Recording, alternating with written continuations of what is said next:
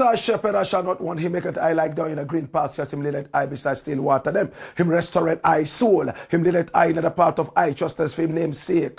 Yeah! Though I Rasta, I go walk through the valley of the shadow of death, I can't fear no evil, for thy rod and thy staff them comforted I and I.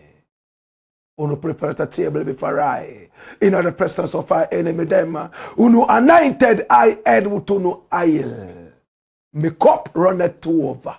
Surely goodness and mercy I go follow I all the days of I life. Me I go dwell in the house of my Lord God. Jah them away. How my house of Bolisa and down water it was sick player 4. Jack pata bed of you. Moye kuo. Agbe no heavy. Begba fumato. Watanyu moye. Oh you waladong. Oh, you waladong. Oh, you waladong.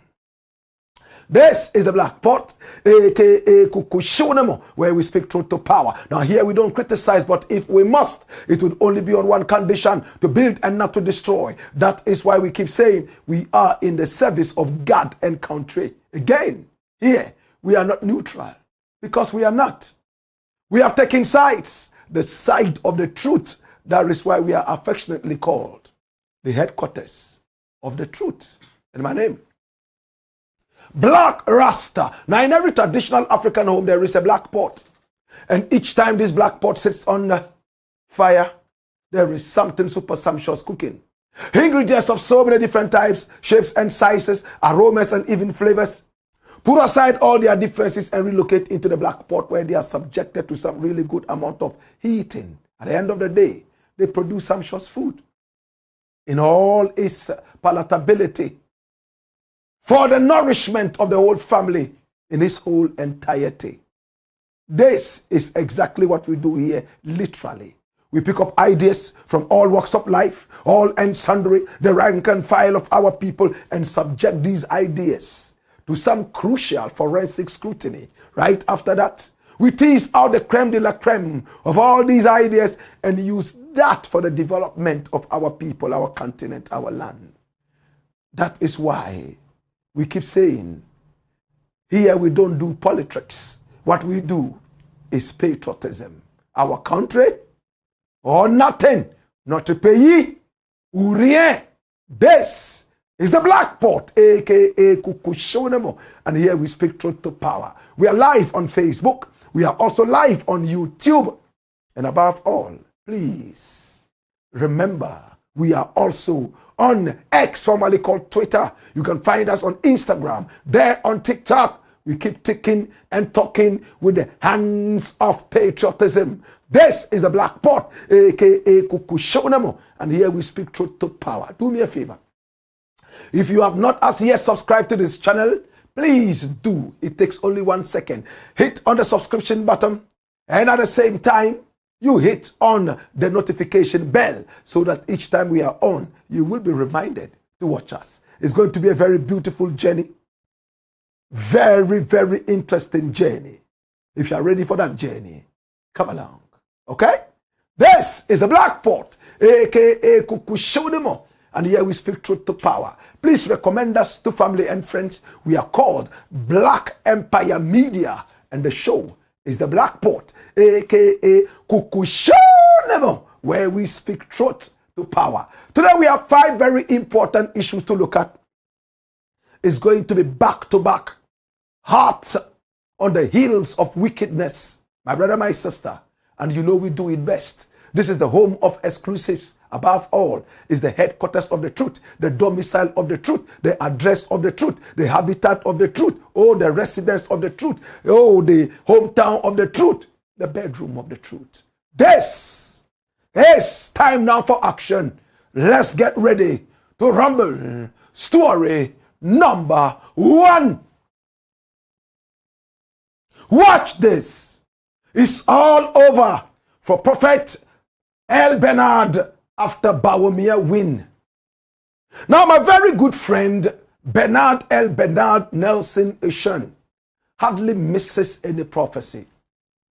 From when he's been doing this, from when he founded the Spirit Life International Ministries in 2008, we can't remember when he last missed a prophecy.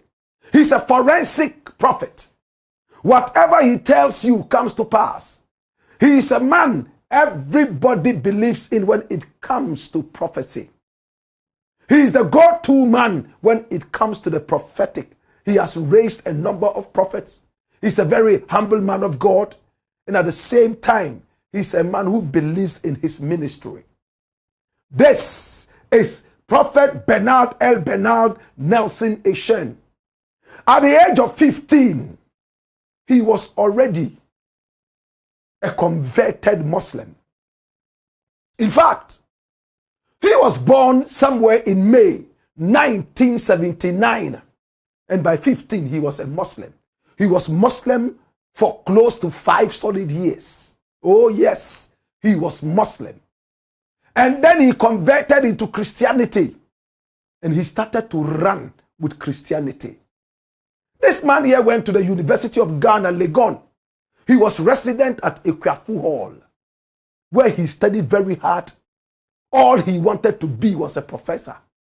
One day he had a prophecy where a man of God told him that he would be a prophet. He was shocked because in his heart, the man of God saw prof. And instead of taking his time to read it properly and say professor, he said prophet. He believed that he was supposed to be a professor and not a prophet. He graduated with a first class degree. My brother, my sister, at the University of Ghana, Legon. This is the man we are talking about. Prophet Elbernard Nelson Ishan. Oh yes. Somewhere in 1999, he decided to go on a journey, Christian journey, very hot on the heels. And then, when he told himself it was time to embrace the calling of God on his life, he started to prophesy as early as the 2000s. He was forensic with his prophecies. Even in school, people knew that he had the power to prophesy. He was a born prophet. Coming all the way from Amanfo in Takrade, all the way now relocated into Accra, he started to prophesy like crazy. And when he finished school, a few years later, he decided it was time to open up the Spirit Life Ministries in 2008. And he became the CEO, the founder. You can call him the set man or the man of the house. He's gained a lot of respect. In fact, he used to be at the National Theatre where he was prophesying. After some time, he built his own edifice. And there is where he now sits, a huge capacity of faithfuls. And they listen to him almost every day, preach to them about prosperity, about salvation, and much more. He is a man who has built a beautiful dossier for himself. This is Prophet Elbernard Nelson Ishan. He can prophesy to you coming back from the 10th generation up till now, and he never misses. But my brother, my sister, he always ran away from political prophecies. He gave personal prophecies, prophecies about the nation, but most of the time he veered away from political prophecies. But these days, it's become very lucrative to do prophetic politics, or better still, political prophecies. So many prophets only make money when they prophesy politically. Political heads and leaders call them to the bargaining table and buy them off. Bernard Elbernard, for the very first time, prophesied that one man was a dark horse. You know who a dark horse is? Somebody with hidden capabilities. In fact, he asked his church members to root for this person, Kennedy AGYAPONG. Not many people ever gave him a chance. But when the very authentically forensic prophet prophesied that Kennedy AGYAPONG would become the flag bearer of the NPP at the primaries, many believed in him. Other prophets also prophesied, but every eye was on him, because this is the prophet who hardly misses. Bernard Elbernard Nelson Eshen. Oh my God. For me, it's one prophecy that he has made that shook him really much. He wrote a whole book about this. And then, day after day, he kept updating the people, something that he hardly did in the past. It looked like he was under pressure. All the statistics showed that, in fact, his candidate that he prophesied would win would lose. So it became a game or a battle or a race between science and the spirit. At the end of the day, my brother, my sister, with so much energy in church, he prophesied that if we could make a dog fly, that would be the only time Bawumia would be able to become flag bearer again of the NPP in just the elections that came by. Just in case you have forgotten, watch this.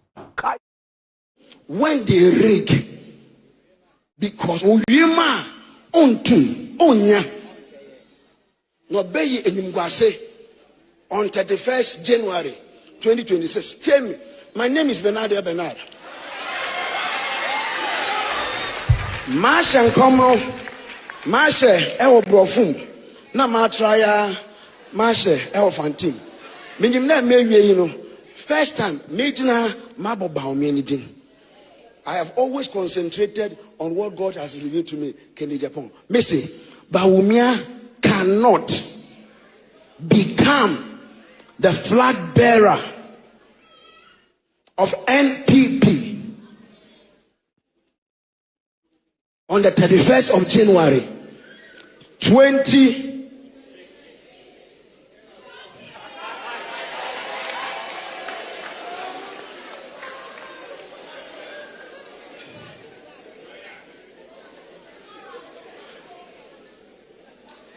The strength of every prophetic word is in the source. The strength is on the 31st of January 2026. Nyame adoma 31st December I'll be here. I'll bring you. Have you seen a wounded lion before? That is how the angel of NPP Nenyuaber. Na obi biara obo try to obo stop the angel of NPP. The angel of NPP onye betino no onye nangasa akasa. The angel of NPP nangasa betino no onye mpokro no onye nakasa. Inti prophetic announcement. Bawumia campaign wato nsu. Kennedy AGYAPONG has been crowned as the flag bearer, the presidential candidate of the new patriotic party on the 31st of January 2026. Go home and sleep. Go home and sleep. Bawumia ni campaign wa tonsum. And of course, Kennedy AGYAPONG has been crowned. Go home and sleep. That is how powerful the prophet is. Oh yes, And when he speaks with power. Unfortunately, it didn't happen. On the 31st, he again said that by 5 p.m. it would have been clear that Kennedy would be winning. But even before 5 p.m., Kennedy was losing. And then the official results came out. Oh my God. Kennedy had lost. He was number one.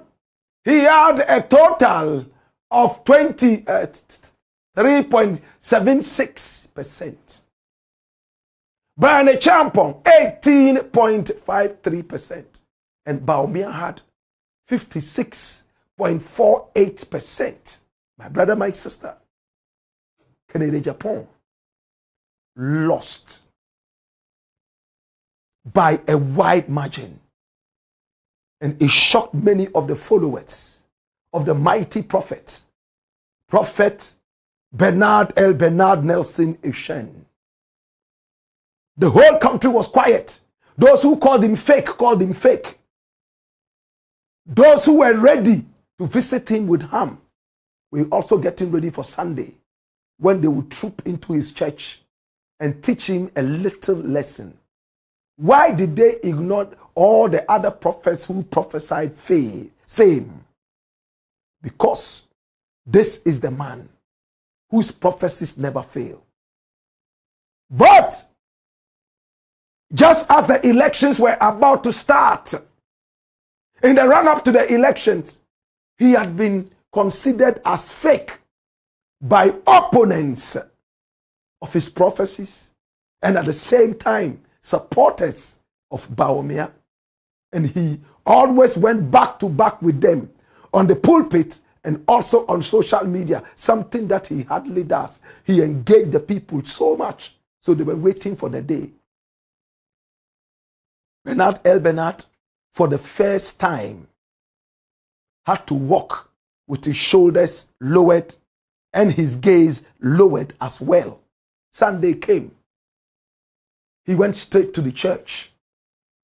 And when he entered the church, parked his car right in front of the church, it looked like the normal traffic to the church wasn't there. But gradually, the church filled up, and then he took the microphone. But before he spoke in church, he had posted, number one, an apology to the people of Ghana, to the people of the whole world who actually believed in him as an ordained prophet of the Most High God. This was what he put out. My brother, my sister, Prophet Elbernard put this out on Facebook. I wish to address the inaccurate prophetic declaration I made concerning the new Patriotic Party presidential primaries through a book, videos, party presidential primaries. Oh yes, okay. Well, he said, through a book, videos, and media interviews, I stated that Honorable Kennedy AGYAPONG would win the primaries and become the flag bearer of the new Patriotic Party. Can I take that paragraph again? I wish to address the inaccurate prophetic declarations I made concerning the new Patriotic Party presidential primaries. Now, through a book, videos, and media interviews, I stated that Honorable Kennedy AGYAPONG would win the primaries and become the flag bearer of the new Patriotic Party. That word did not come to pass. I missed it. I was wrong. I am deeply sorry, and I ask for your forgiveness. Because I spoke publicly with prophetic authority, many people trusted my word, and some were affected emotionally, spiritually, and politically. I acknowledge this with humility. I take full responsibility for this prophetic word. I sincerely apologize to everyone who trusted my word and was hurt, disappointed, or negatively impacted in any way. I am especially sorry to those who made decisions based on what I declared. I do not blame anyone or shift responsibility. I accept that this prophecy, as declared, failed. Dash it away. This was what he put out. And for me, I thought that that was solid. It didn't end there. he came back and told us something else, which for me was deeper. What did he say? Accountability statement. Following my recent public apology concerning the prophetic declarations I made about the new Patriotic Party presidential primaries, I have in humility and accountability chosen to take a short and intentional pause from making public prophetic declarations, particularly those related to national and political matters. In the same spirit of responsibility, I have also decided to step back for a season from public teaching, preaching, and pulpit ministry. This is a deliberate and voluntary step to allow for reflection, prayer, counsel, and the strengthening of accountability in how prophetic revelations are received, interpreted, and communicated. I am not stepping away from my calling or from ministry altogether. I remain committed to personal prayer, steady, and quiet pastoral responsibility while intentionally realigning myself in growth, integrity, and discernment. Dash it away. This is what Prophet Bernard Elbernard said. And he followed that up with a physical appearance in church on Sunday. And when he appeared, everybody clapped. In fact, in empathy and support. Let's see him in church. Watch this. We bless God for this morning. And there are several things I need to say even before the service come to an end. But let me say this before I come and say what I want to say.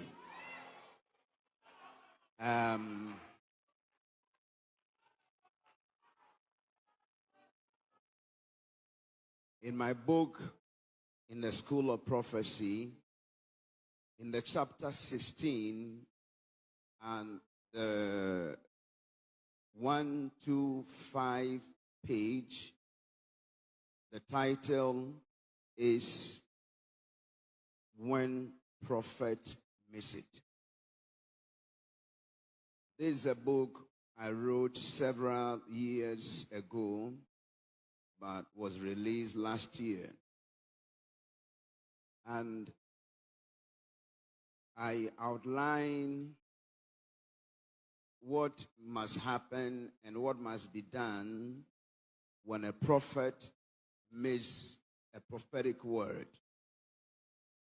I first needed to understand that I am not the type of pastor who needs encouragement,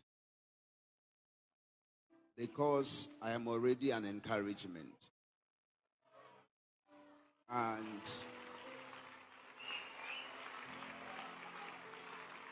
I need you, as a member of this family, to hold me up to integrity and hold me up to whatever I say the Lord said. I need you to hold me up to that realm of accountability. For now, I have submitted to the writings in this book, and I've released 2 statements. One is the statement of a minute. One is the public statement, an apology. Number 2 is the statement of accountability. I have released this statement for now, and I need you to look at the words I'm using. I've released these 2 statements for now. And because I hold myself accountable, everything I wanted to tell you is in that statement. I can't determine and influence how you respond and how you react. But I just want you to understand that I am still here.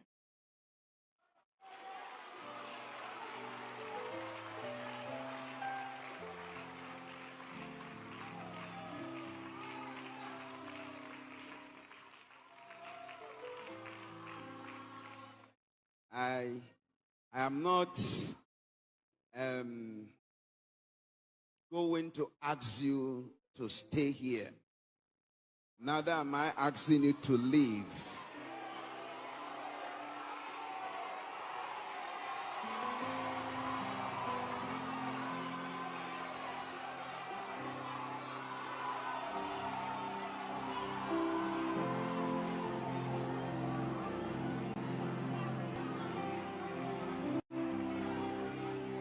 But in the spirit of humility and accountability, I have told you what I would do for now. I will be back. And there are so many things to say. But at the right time, I will say what must be said.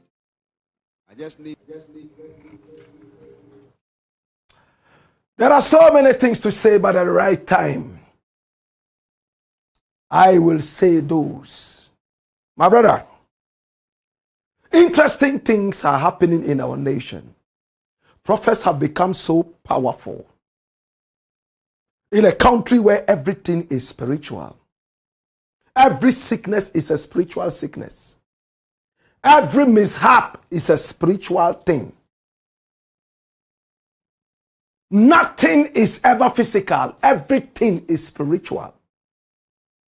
You can now understand why the prophets have become very, very instrumental. Now, Elbernard has said something that has touched my heart. I made the prophecy. I don't decide how you receive it. It has failed. Are you going to continue being in this church or you will leave? I don't decide for you. You take your own decision.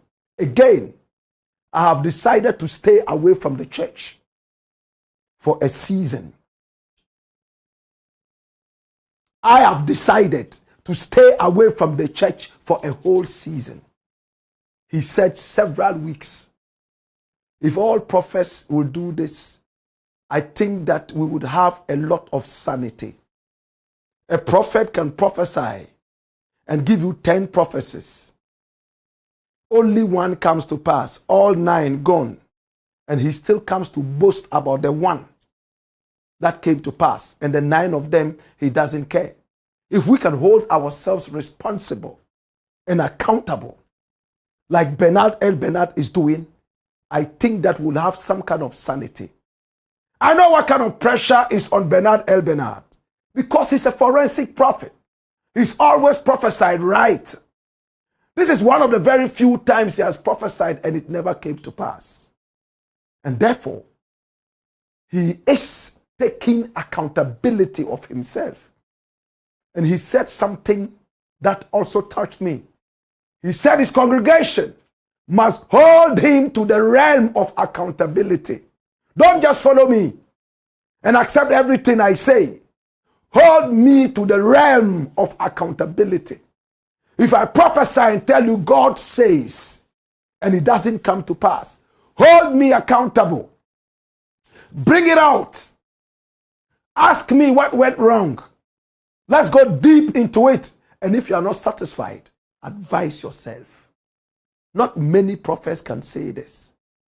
He says he won't be preaching in public. He won't teach in public. He's not going to be prophesying in public, especially prophetic,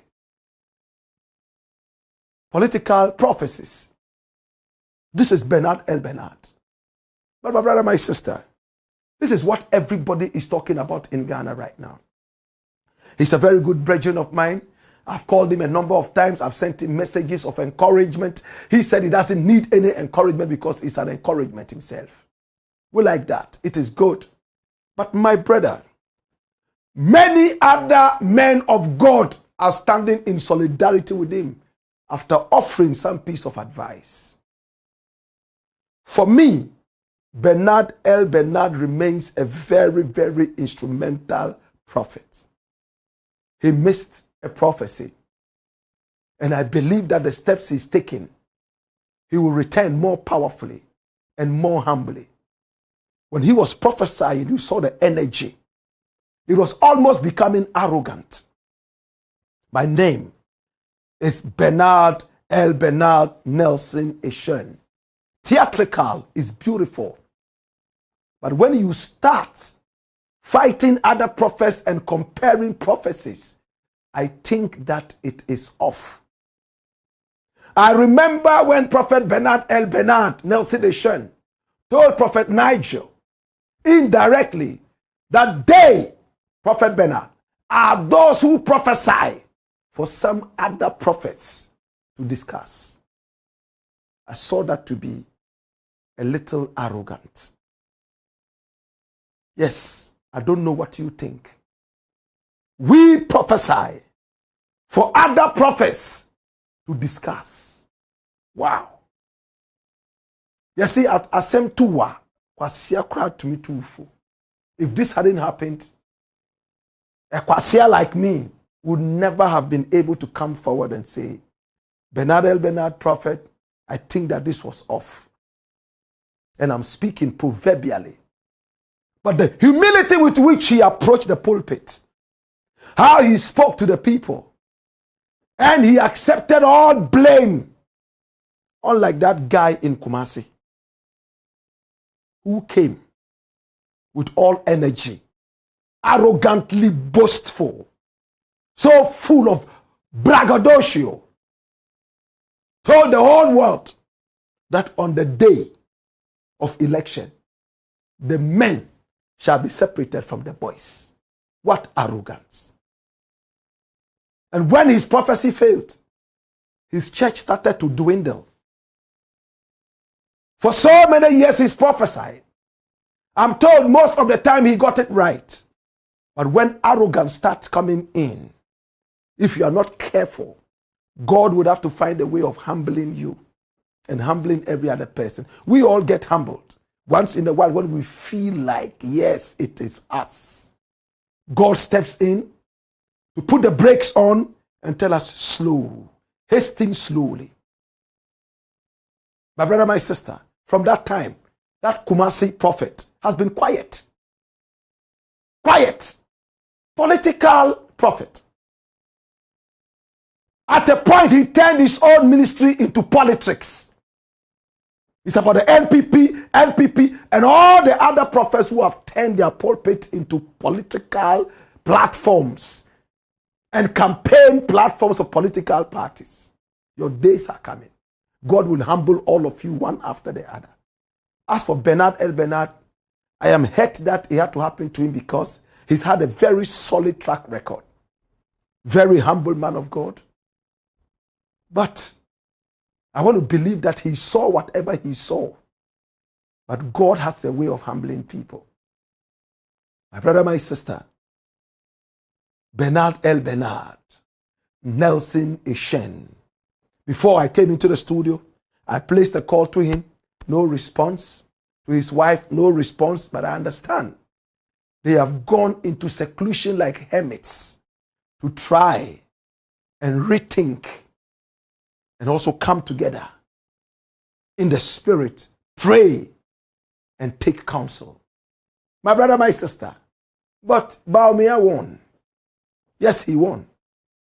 We all know he won. Kennedy AGYAPONG, who never believed in anything prophetic. And he asked me personally, that Elbernard guy, do you actually believe in him? I remember he asked me that in his house. And I said, don't joke with that prophet. In fact, when he speaks, it comes to pass. He's a man who has God's ears. Please pay attention to him. But I believe he went into the election very carefully, not believing too much in the spirits. Whatever it is, he lost, and I'm happy that he did. I am so happy that he lost. To those on this platform who were saying he would win, I'm glad he lost. A tribal bigot like this should never win any election again. I told him point blank. I love Elbernard Nelson Eshan. I pray that his prophecy comes to pass. But prophecy or no prophecy, I don't care. A tribal bigot is always a tribal bigot. Apologize or lose. And there he is. I'm sure now he knows his smoothness level. Such arrogant guy. What is that? After the elections, he also spoke. You know, he prepared himself with champagne, plenty food, because he believed that he was going to win. One of the greatest of all the prophets here had prophesied that he would win. Some of the statistics showed that he would win. So he went out there looking for victory. He had champagne, he had food, he had that, he had that. Listen to his message after he lost. Watch this. I stand before you to pledge my support, also to accept the results declared by EC.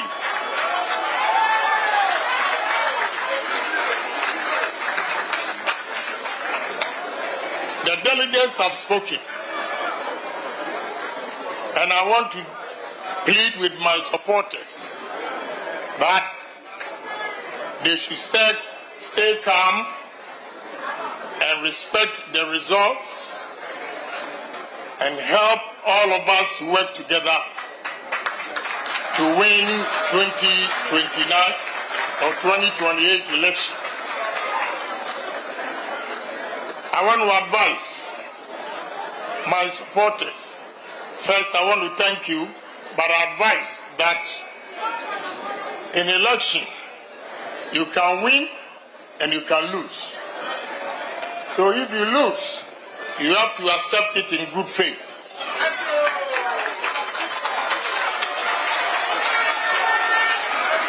So let's all of us throw our support to Dr.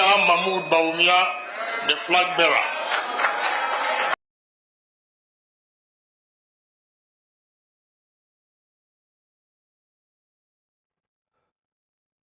Now, my brother, my sister, this is AGYAPONG. Weeks, months of campaigning culminated into a loss. He still stands a chance.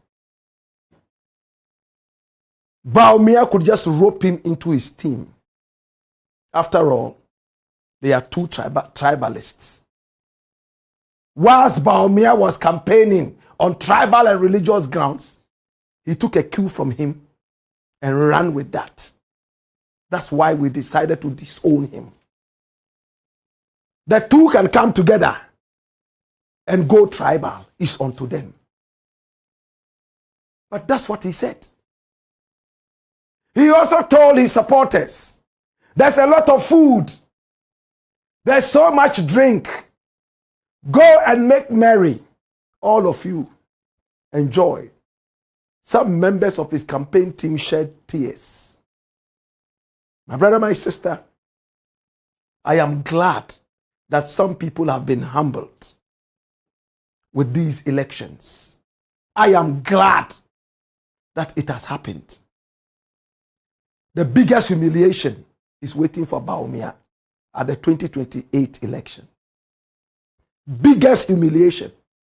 He will be humiliated more than Kennedy. When people decide that they have no respect for our nation, they can go under a certain irresponsible president and allow him to misbehave. At the end of the day, they come back and tell us that, oh, I was only a mate, you know. Yes, you know, na me a mate. What cheeky ease of an excuse. It's one of the reasons I'm so angry with Bawumia, that I don't want to get around him. When people were dying, you refused to speak up because we're a mate. When they brought the dirty e-levy, you sat back and you never uttered a word because you were a mate. Today, if the whole nation had crashed and killed all of us, would you have come to try to be president of an empty nation? Let's use common sense. That's the reason I have disliked Bawumia. If you are a warrior and something is going wrong, you voice it out. And if they refuse to listen, you fight it. But the guy sat back with a big stomach, stomached every nonsense they gave to him, became pregnant with all these things, and sat comfortably behind as a mate. After so many months of misbehavior, now he comes back to tell us, oh, I am now ready to be the driver. I have never forgiven him for this. A win against Kennedy. Kennedy was a very weak opponent. Very weak opponent. Weak. All he had was money. Tribal bigot. You won against him and you are jubilating that you have won. You will be humiliated beyond humiliation. As for Elbernard Nelson Nation, I don't think it's all over for you. Be careful when the applause is so much. Even when you believe that no, you don't deserve this applause. It means it's sinister. At least I'm about 5 years older than Elbernard. So I can offer him physical advice, not spiritual. He's prophesied to me. I love him. Any day he calls me to prophesy to me, I will accept the prophecy. But the political space is a very slippery one. Somebody said something I want to share with you. He said, political prophecies can make you very popular, but the same prophecies will make you most unpopular. When I see prophets so much engaged in political prophecies, I become sad. I can't say Elbernard is like that. This is the first time he has actually come with this amount of vehemence. The moment he started defending his prophecy, I knew there was danger. I called him and I said, Prof, are you sure? You seem to be defending this thing so much. Unlike other days, you just let it pass. You've spoken. Once you have, God has spoken, twice you have heard. Let it go. Every day. But according to him, he was working for the prophecy to happen. In the other cases, what work went on to make the prophecy happen? So, I think that God is humbling all of us one after the other. And at the right time, we will all give glory to God. I was reading Deuteronomy the other day, and I came across a very beautiful verse that says, you know, all the false prophets must be put to death. And the Bible asks, how do you know a false prophet from a genuine prophet?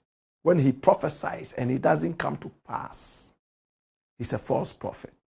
2, when he prophesies in the name of the gods, put him to death. But that's the Old Testament. If this was in the days of the Old Testament, no prophet would have been alive in Ghana today. All of them. All of us would have been slaughtered. But when Christ came, he gave it a bit of allowance. Okay? But at this point, to Elbernard, kind regards. To Bawumia, congratulations. To Kennedy, you will learn. It's the Blakk Pot, aka Kukushodemo. And here we speak truth to power. Story number 2. Watch this. KT Hammond reveals why he will never be friends with Kennedy Agyapong again. Kwabena Tahir Hammond. He went to T. Ahmadiyya Secondary School, Kumasi. The same school Black Rasta went to. This is a politician with little common sense, this man here. Remember, he was the one who told Ghanaians that, hey, you Ghanaians, the youth, you must know cannot rule themselves because they have coconut heads. In other words, they don't have common sense. He forgot that politics is a game of numbers and the youth are in the majority. Africa is the most youthful continent in the world. It means it has more youth. Ghana has more youth than any other. But he decided to go on that tangent with the youth. And when the elections came, they taught him a bitter lesson. I haven't heard him apologize. So I'm still holding him responsible for that irresponsible statement. Today, Mahama has filled his government with the youth. They are making sure that things are happening. Oh yes, they are making sure the youth who are supposed to be carrying coconut heads in the encyclopedia of this man here called KT Hammond. They are those making Ghana tick and talk. Mahama just got voted the 5th most influential world leader in terms of development and change making. Did you know that?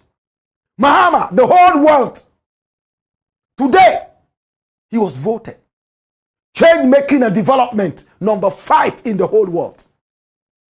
Trump and the rest are all included.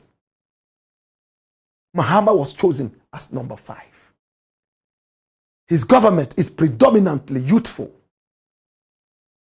KT Hammond.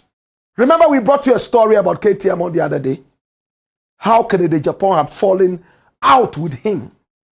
And how Kennedy, in fact, said he had helped him several times, even bought him a house or paid his rent, whatever it was. And therefore, he expected that this man would have supported him. But he didn't.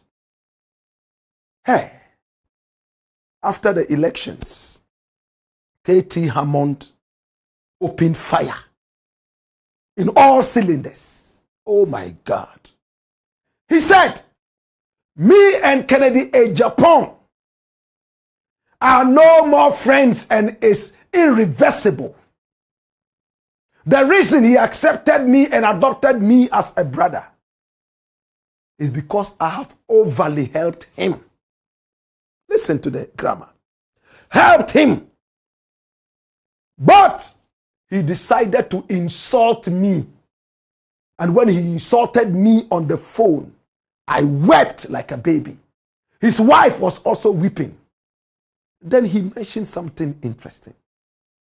He said, somebody told him from the camp of Kennedy that somebody most probably has taken him to juju to spoil his head. So his head is not working anymore. He's mad.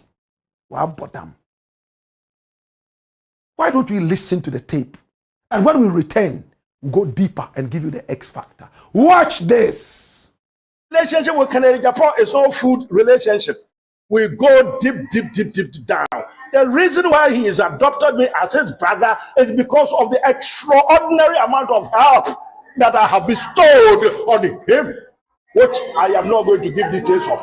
Now, one afternoon, I mean, you don't want to know this story. Well, sometimes Ken just tells me when he hasn't seen me for some time, he just cries out. Now, so what my feel say, are they? Oh, you are bad now, mama feel say, and I said, my girlfriend, mama feel say, where are you? Now, then I explain where I am. Then we'll meet and we'll have our discussions. On this particular day, sometime in August, I was sitting right at my desk in my office when Ken calls me. Where are you? I said in my office. So I replicate this and explain that, where have you been? I've also looking for you for 3 days. I haven't found you. He said to me, he went to somewhere in the Volta region, he's on his way and he's whatever. Okay. So he makes a complaint about Ampretum, the MP from Ampong, who has been my twin brother in our London days up to from the early 80s up to now. Complained about him, about something that had happened in Ampong. That didn't seem to be true. That matter had gone viral. It is this so-called Eduwa, which ended up in all the name callings that he kept, he piled on Dr. Bawumia. That had said this and that. I told him, no, that matter is gone viral. You spoke to some people, you were in Blakk, it's gone viral. We all watched it. So it couldn't have been Ampretum. In any event, I would talk this matter over with Ampretum. And then you listen to this and carefully. You guys who are interested in my relationships and why it's broken down for me irretrievably. Listen to this. I had been given some information relating to Ken himself. I thought it was important that I mention it to him. So I said to Ken that actually I've also been looking for you because there's this matter I want to bring to your attention. God is my witness. This is all I said. Ken insulted me as if he had gone mad, as if he had gone bonkers. He said whatever he wanted to say to me, and I'm telling you, the wife that I mentioned was crying in the car. They were shouting at him, Ken, this is Auntie Katie you are talking to. What is the matter? He called you, I'm sorry, you called him and then explained something to him. He said he wanted to explain something. He hasn't even spoken, you are insulting him. What has he done to you? This is your brother. What has he done to you? It went on and on. Chrissy was crying, I was crying. I mean, what could I have done to Ken for him to do this sort of thing today? He is the person I would just simply relate to. Whatever the issue, I go to Ken and it is sorted out. They tell me I went to his house some 5 o'clock in the morning. I go to Ken's house anytime I have to go if there's an issue. Cabinet, if there's any issue with Ken and is creating problems for everybody in Ghana, I am the person to go to Ken. I didn't deserve what he did to me. You know what someone said? One of the people in his campaign that day who was in his car called out separately and said to me, you do not know me. My name is this and that. I would spare the person's blushes. I wouldn't mention his name. We don't know what is it, but we suspect that somebody must have sent your brother somewhere. His mind is going the way that nobody expected. That was it. And so we agreed.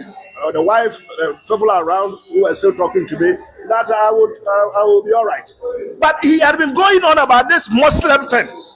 In private, he had told me that if you were Muslim, you cannot be a president in Ghana. I told him he was talking nonsense. Keep this between the two of us. You go out and you talk nonsense like that, there will be a problem. Do you know I'm a Muslim? Do you people know I'm a Muslim?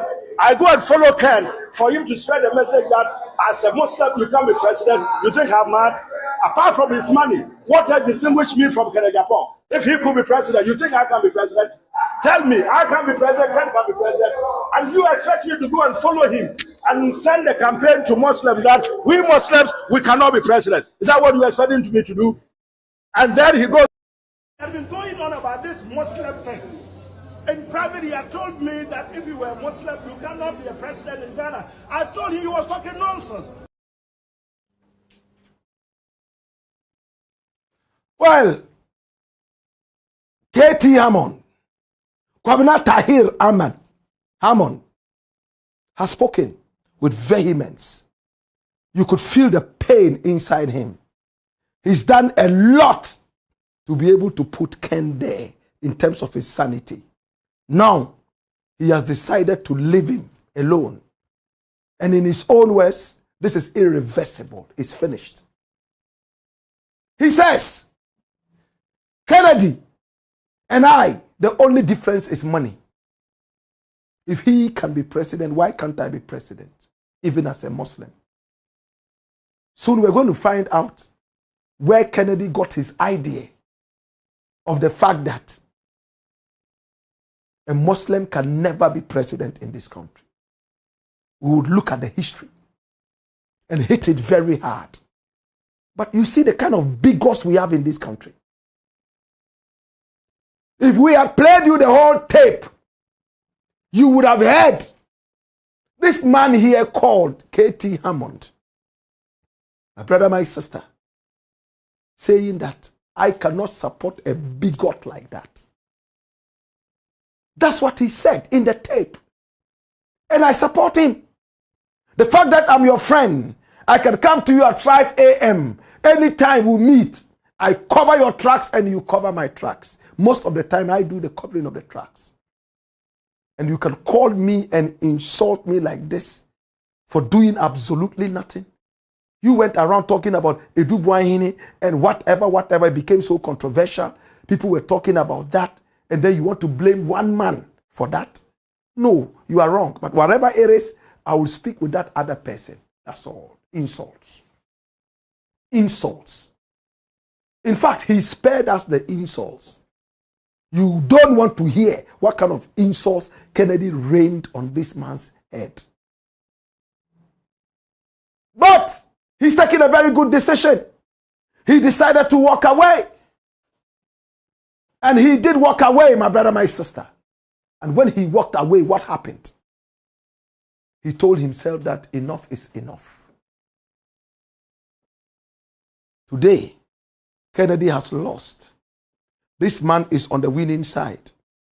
My prayer is that they will all fight this animal called tribalism so that the nation can be a better one. And for Kennedy, you see that everybody is running away from you. That the Gombes have a saying, Zaya Nyamunaya. What we told you humbly, we love you, we support you. But the direction you are going, please don't go there. We won't sit down and say we are mates. So we'll follow you into any direction. Turn around. No.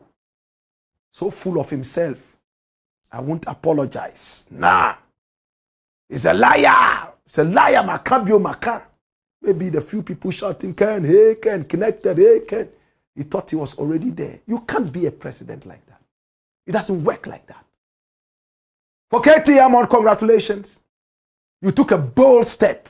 The next thing is to apologize unreservedly to the youth for calling them coconut heads. And you might just end up being a fine politician. In the interim, Ken, wow, JJJ. You called for it, now dance to it. I'm glad that you didn't win. And if you don't change and still do these things, you will continue to lose, and everybody around you will run away. Those who come to you would only be coming for the money that you have. It's the Black Pot, aka Kukushonamo, where we speak truth to power. When we return, we got more. Hey ya! Hey yo! What?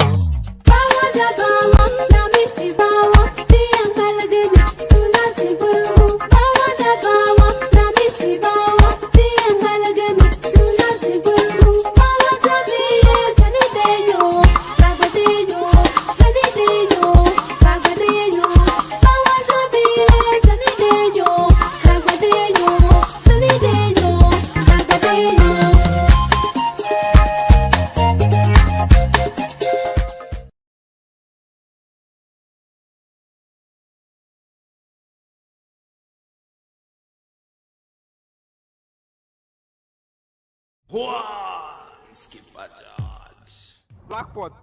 Kukusho. It's the Black Pot, aka Kukushonamo, and here we speak truth to power. Remember, if you have not as yet subscribed to this channel, please hit on the subscription button so that anytime we are on, you will be reminded to watch. This is the headquarters of the truth, and with that much ado, story number 3. Watch this. Duncan Williams' sister shocks with anti-Moslem rant. Now, this is where Kennedy AGYAPONG's anti-Moslem rant is coming from. From this woman. Her name is Victoria Duncan Williams. This woman, she is a very dirty bigot. Dirty bigot. This woman.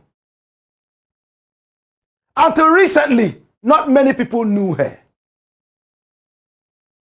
Now, a simple check on her tells you that she's supposed to be a pediatric nurse. Whether she's retired or not, the last thing about her, pediatric nurse. She went to AGYAPONG Secondary. Then she also went to SUNY Delhi. And this woman here has lived in America for between 20 and 30 years. She is a younger sister to Archbishop Duncan Williams Nicholas. And this man here, a man of God who is so respected, was born in 1957, May, thereabout. This is his younger sister. Now the elections happened.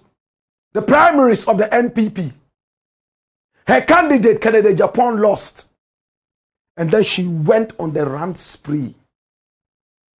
How a Muslim can never be president of this nation. Look at the t-shirt she's wearing. Whose photo is on it? Your eyes are as good as mine. Dash it away.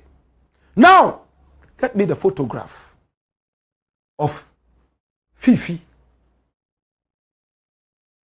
NDC General Secretary, right? Fifi Kwete. Fifi Kwete. My brother, my sister, we all remember Julian Assange's WikiLeaks, don't we? Julian Assange was from Sweden, right? And Julian Assange decided to declassify some US cables a few years back.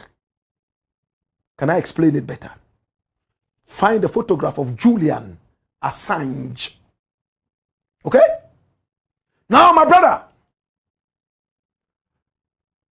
diplomatic work involves listening to people, picking ideas, private conversations. You will report to the headquarters in America. That is what all diplomats are supposed to do, especially information that borders on security and business. Fifi Kwete went to the American embassy for a meeting in the days. And there he met with the American ambassador. This is Julian Assange. Hey, the last time I checked, the Americans were looking for him.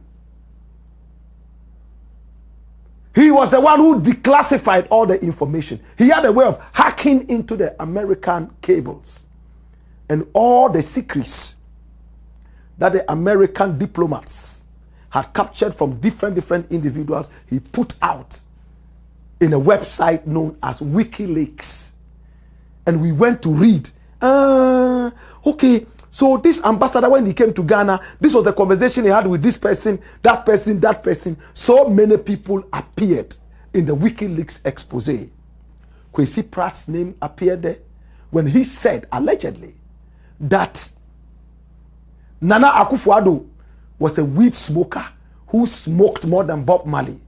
And that early in the morning, if you wanted to find out where Nana Akufo-Addo was in his house, you didn't need to ask anybody. Just look for where the bonfire was. If you saw smoke, boof, he will be hiding under the smoke. You have to pave your way through the smoke, and then he's sitting down there blazing. That was what Kwesi Pratt allegedly said to the American ambassador at the time, and it was captured in their private cables. And WikiLeaks, founded by Julian Assange, brought it out. And for him, everybody must get to know and have information freely. America has been looking for him all this while. I don't know if they have arrested him now. I followed the whole thing until he was caught in a certain house in America. There, soldiers were all over the place. He came to actually talk to the people out there and then went back into it. A certain embassy, I think Russian embassy or whatever it was. And finally, I don't know if they finally arrested him, but he was in that building for so long. You know, an embassy, right? Diplomatic, embassy. You can't just enter into that. It is supposed to belong to the nation whose name is on it. This is Julian Assange.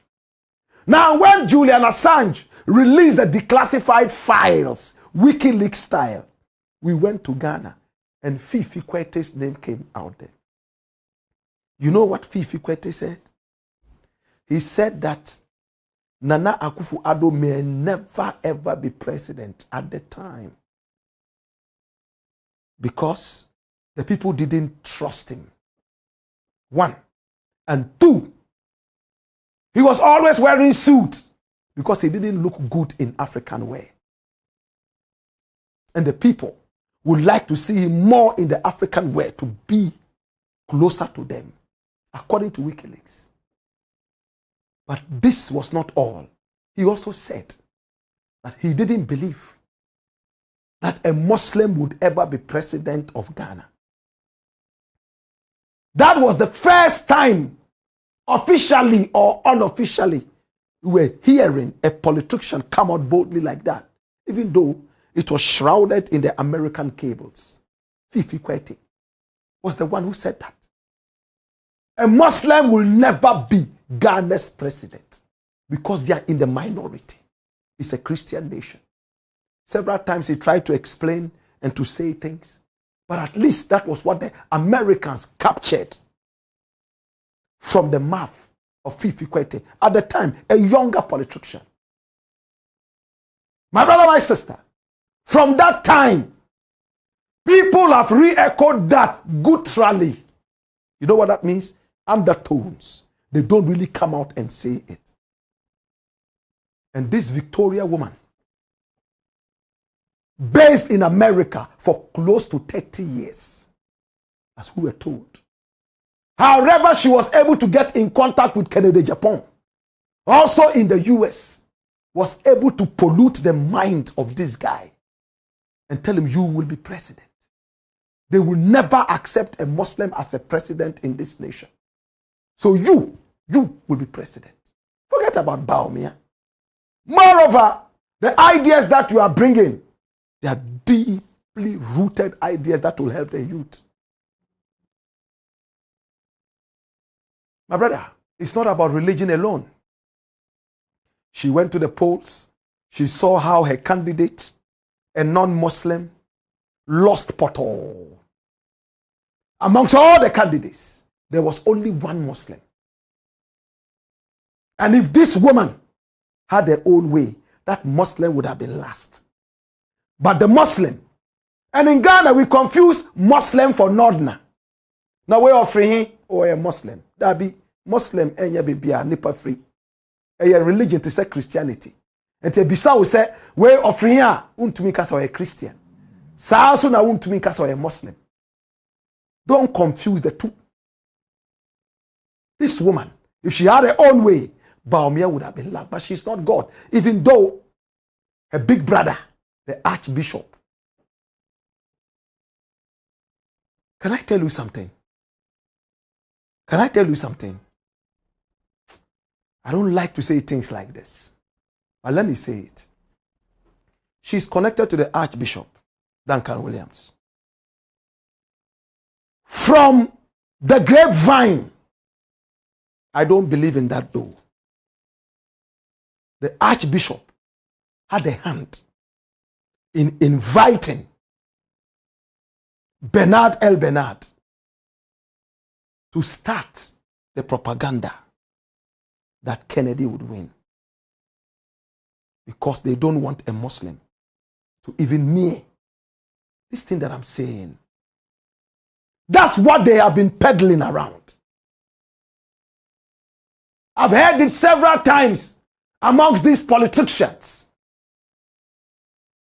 In fact, it's common knowledge. Public information. Oh, Archbishop invited Elbernard. Abronya and the rest have said things like that. Invited Elbernard and told him, you know that we shouldn't allow a Muslim to reach that level. Let us make sure that we pray so hard that the Muslim doesn't win, so that it will go to a Christian. By why Ken? There were other Christians.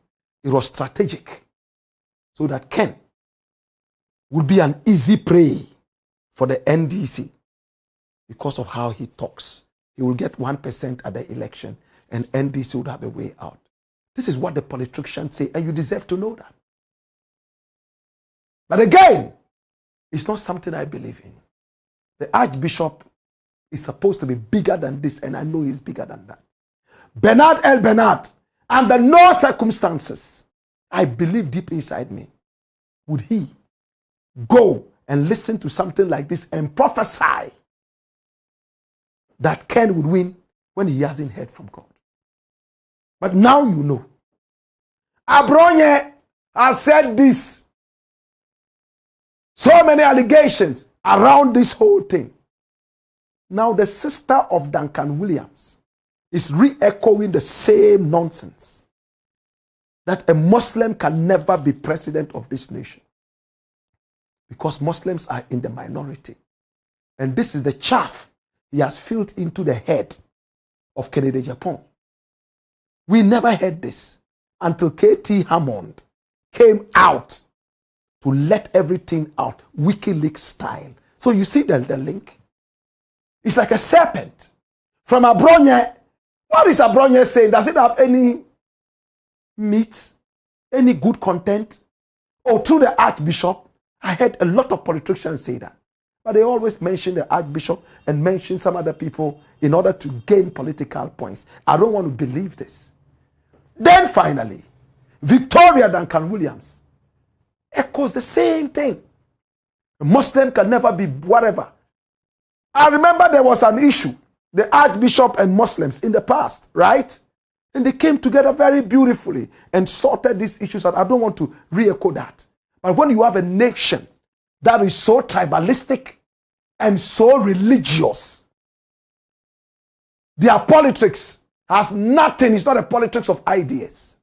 It's a politics of tribe and religion. They can never go on the political platform to campaign without impugning religion and tribe. And we saw that in the primaries. Let me not talk too much. Let's listen to what this woman said. It's so nauseating. But please, bear with her. Listen to her. And when we return, we got more. Watch this. Dear delegates. Mommy, voting is done, counting is underway. How is it going for your candidate, Kennedy Japan? Well, what am I going to say? It's not going very well for him, but I'm really, really surprised at the delegates again. I told them last time, I said, you bring Bawumia, you go to opposition. You are bringing back Bawumia. Let me tell you, and I'm saying it with authority, Bawumia would never, ever be president in Ghana here. Never. He came to destroy the MPP, just like his father destroyed UP. He has destroyed MPP, and that's the end. I'm telling you. What's the basis for saying he won't be president of Ghana? I am telling you. You want me to tell you something? Tell me. We are 75% of Christians. Muslims are 14%. The other religion is the other 11. So let me tell you something. When you go with the other, religion, when they talk or say, so from there, they join the Christians. So I'll tell you something. Christian right now is what, 11, or maybe I'll just cut it 6 plus 75, which is 81. There's no way anywhere in this world, the majority will let a minority lead. And if you let a minority, I'll give you an example. Just go to the parliament. Is it possible that the majority there will let a minority lead them? It's a question. It's a simple question. Is it about religion basis? But let me tell you, everywhere in this world, everywhere, you cannot go to a Muslim land and you Christian tell them you want to lead them. They will cut off your tongue. You see, that's what they don't understand.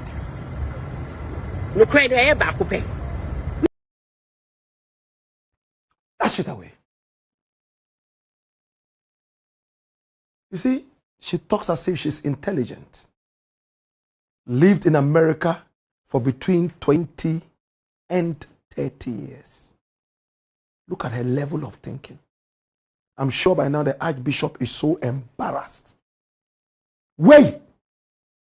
And she's speaking with so much authority. She says Christians form 75% of the population in Ghana. Is it true? What statistics? Muslims are only 14%, and other religions. And that nowhere in the world have we ever had a minority lead the majority. Is it about the numbers, or is about the content in the head? Is it about the label or the content? Can I say it again? Is it about the label of the bottle or the content? I'm asking. Even the drunken man does not the label, does not allow the label to stop him from checking the contents of the bottle. That's what this woman is saying. And that any country where the minority goes to ask the majority to lead, they will cut off your tongue. Oh my God. This is a shame. My brother, this woman lived in America for so long. Barack Obama was in the minority. Did he not become president?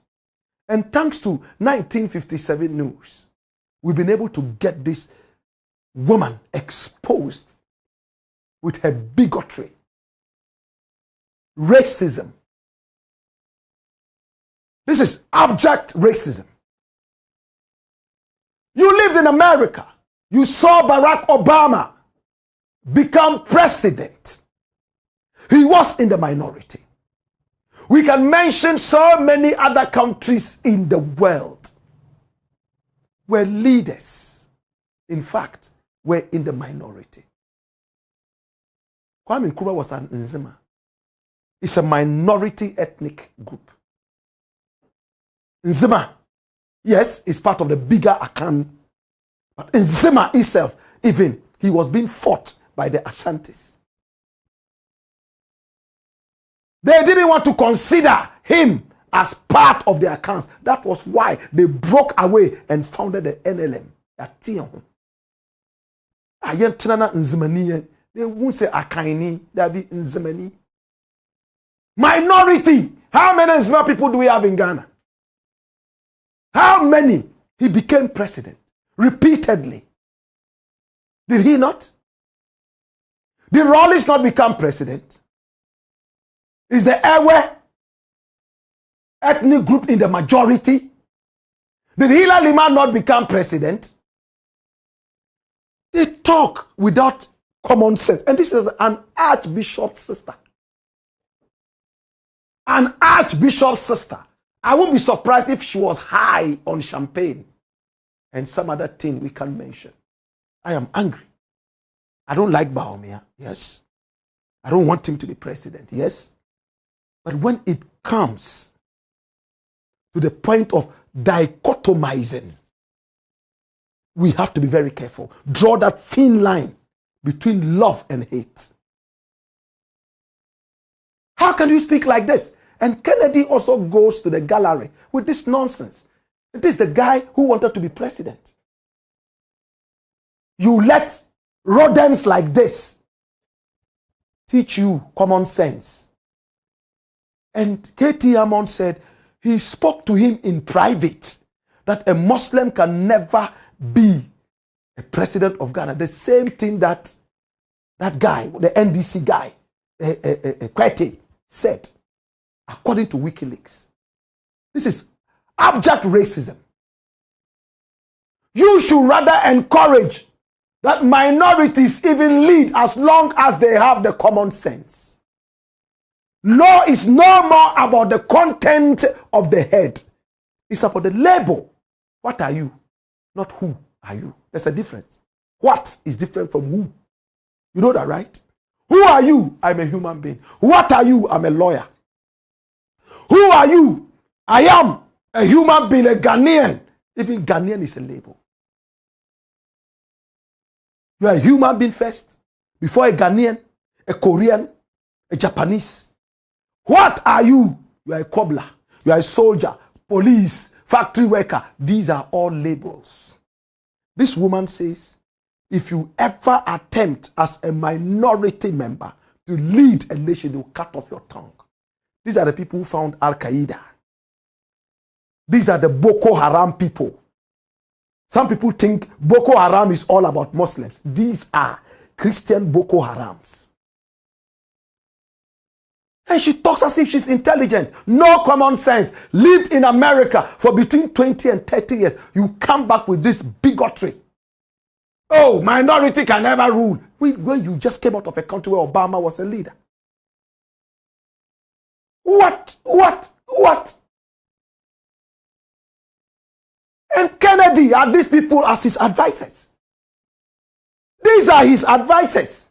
No common sense. K.T. Hammond looked at it and said, my brother, have you forgotten that me too, I'm a Muslim? And he said, Anti-Moslem, Muslim entering the president, I will say we are Muslim. If I say the president, I will say I will change your religion. Meanwhile, the same Kennedy who is saying a Muslim can never be a leader is not so much of a Christian. The Christians say you are fighting the church. So where do you stand? My brother, my sister,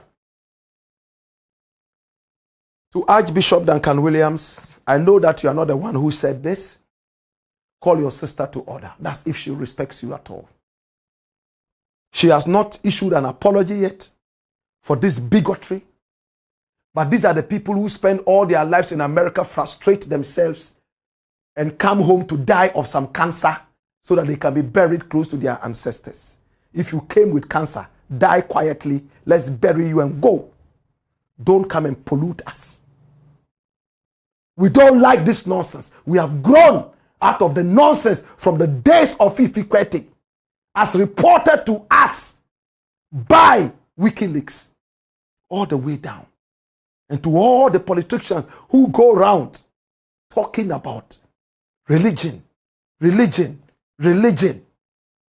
tribe. I'm glad I stood on this platform and disowned Kennedy, despite the fact that he promised me so many good things in life. And I'm glad I mentioned it. He's a kind man. He can help you. He's a philanthropist. But my brother, we must also look for an idealist as a leader, not just a philanthropist.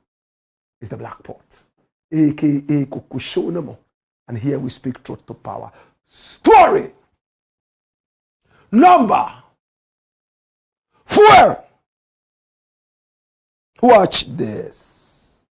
MAHAMA lures IShowSpeed back to Ghana. Darren Watkins Jr., born on the 21st day of January 2005. My brother, my sister, he decided to own a YouTube account at the age of 11. Yes, age of 11. And when he owned it, things started to happen. 5 years later, the channel became big. He was into gaming, energy, and all that. And then, the 10th year of his YouTube and social media life, he blew big. He's now spoiled for choice, moving from country to country. In fact, showcasing different energies and powers. Darren Watkins Jr. His mother and father had him, and then they divorced right after. He lived with his mother, Stephanie Elizabeth Graves, who has Ghanaian roots. The mother is so shapely. When you look at the mother, you know that this is an African woman. And she loves to wear African print and all that. She used to be against her son making so much noise on social media. And several times she interrupted the son live on social media. But he continued, pursued his love for social media. And he started getting the millions follow him. He quit school. He was in college, quit college because there was so much work to be done. My brother, he came to Africa, went to so many different African countries. Hey, and he didn't come as a tourist. He came on a pilgrimage. He went from one African country to the other, showcasing the rare power of the various African nations. He was in Nigeria. He went to Benin. He saw the display of voodoo. He came to Ghana. They told him about the Ghana and Nigerian jollof. And he did his antics with that to bring the whole Ghana to the world. This is Darren Watkins Jr. Hey, he streamed for 28 solid hours. My brother, day after day, in all his journey. And when it was time to return to America, we decided to garnish, epitomize his visit with a very beautiful Ghanaian passport. No nation has ever given him such a valuable commodity. He took the passport and he cried.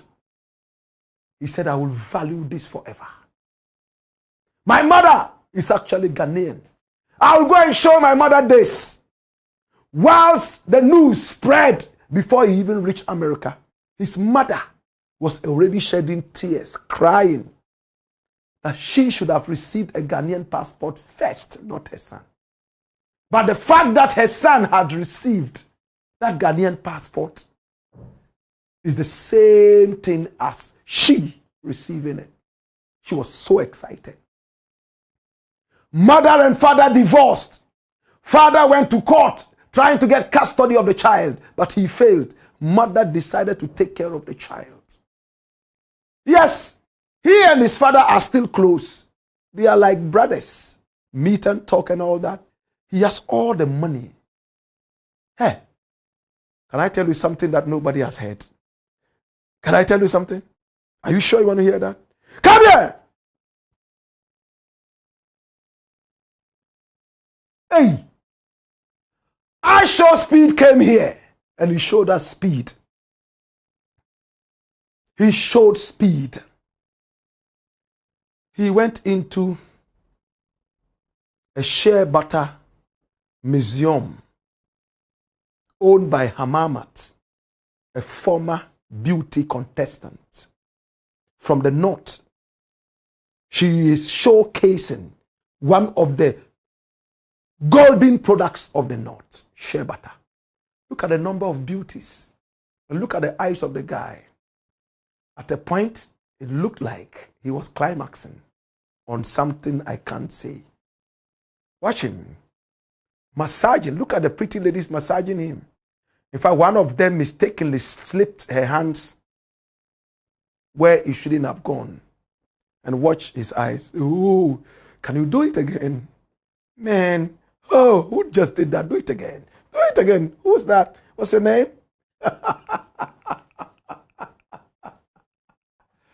Oh my God. The smell of the shea butter. And they were singing a traditional Dagomba song. First time heard in the whole of the world on such a big platform.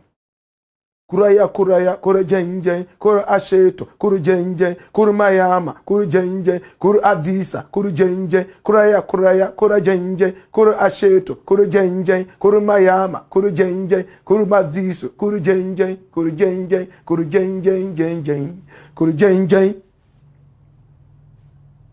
It's a children's play game in the north. Everybody knows this song. When I was young, I played that game. Kuraya Kuraya. They call it Kuraya Kuraya. For the first time, a lot of Ghanaians heard this.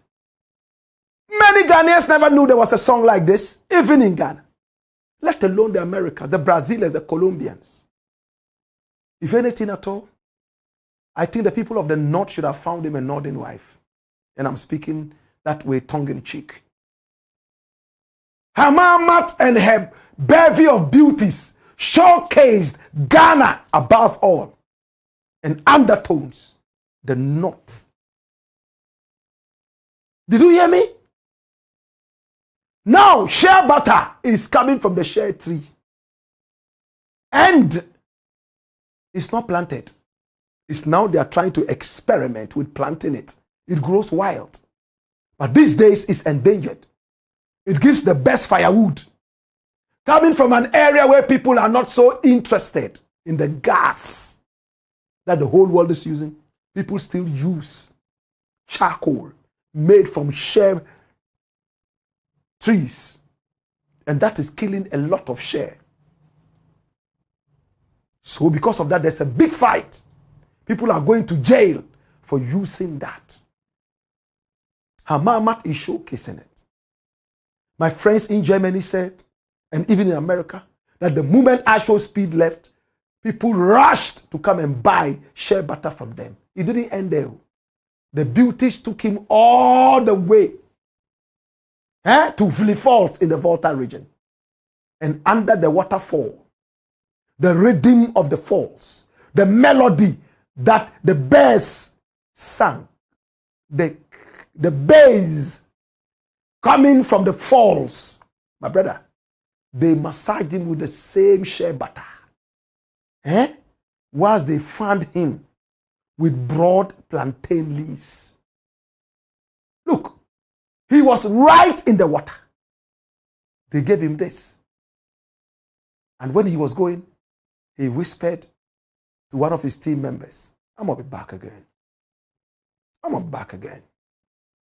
Well, President Mahama never knew about IshowSpeed, just like me, till he came to Ghana. Listen to what President Mahama said, the President of the Republic. And when we return, we will conclude. Watch this. Recently, my children were all excited about some young man from America called IshowSpeed, or I don't know what his name is, who came to Ghana. And one of my children showed me a video of him in a shea butter museum of some sort. And I hear it's one of our northern sisters who has that shea butter museum. And I remember when we were young, this Kuriya, Kuriya, Kurijenje, Kuriya, Kuriya, Kurijenje, they were singing.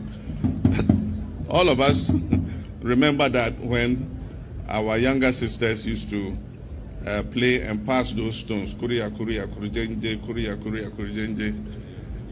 And this young man was lucky. I saw him lying down and about 10 girls, all with shea butter, were massaging this boy. And the way he was enjoying it, he opened his mouth as if he couldn't breathe.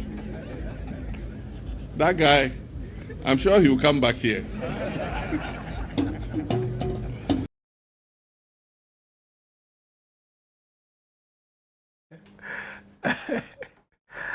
That guy will surely be here.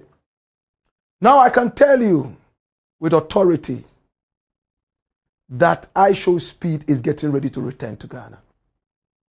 This time round, on the invitation of the big man himself. My brother, we were spending close to 500,000 American dollars on CNN adverts monthly. Close to 500,000 on CNN adverts just to be able to showcase Ghana in that short advert of about 15 seconds. And then some other such things. We have never had this impact. This is a visionary president. He's already getting IShowSpeed to return to this nation. Who knows what IShowSpeed is going to come up with next? I can tell you on authority that IShowSpeed's next visit would be something else. There are plans to have him showcase Ghana gold. There are plans to have him showcase Ghana cocoa. Now the new baby is Ghana shea butter. Which of the products should he showcase?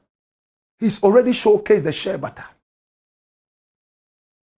Or should we do the gold or the cocoa? Left me alone, let him deal with the shea butter. Already the shea butter is on the high. Push the Ghana shea butter. It will bring us a certain energy to even protect the shea trees the more and fight deforestation. To MAHAMA, what a president. His ears are open to new things. He never heard of IShowSpeed. He saw the impact IShowSpeed made when he came to Ghana. Now, come over. We'll fly you in.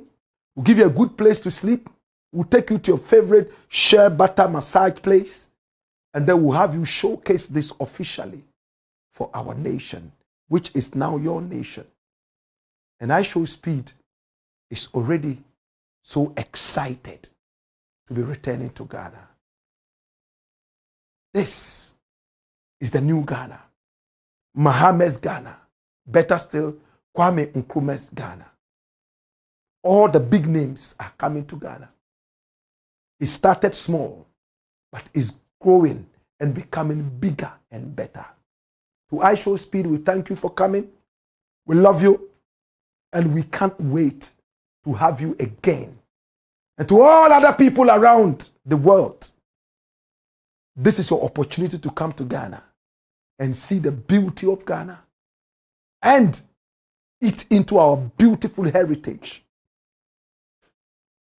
Learn our history and do business with us. It's the Blakk Pot, aka Kukushodemo. And here we speak truth to power. When we return, we shall conclude. Hey ya! Hey yo! Wayo!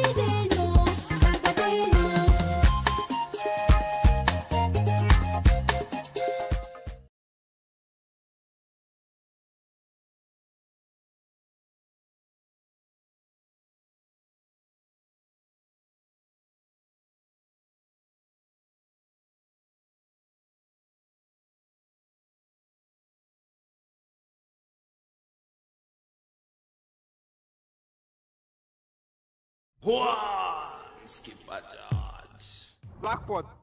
Kuku show them.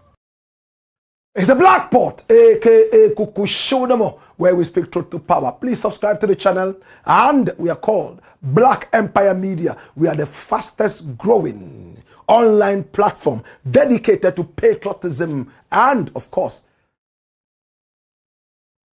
Pan-Africanism, patriotism, Pan-Africanism. My brother, my sister, this is the Blakk Pot, aka Kuku Showdemo, and here we speak truth to power. Please subscribe to the channel, hit on the notification button so that anytime we are on, you will be reminded to watch. Okay? Final story. Story number 5. Watch this. Sadly, Stan Dogbe does it again.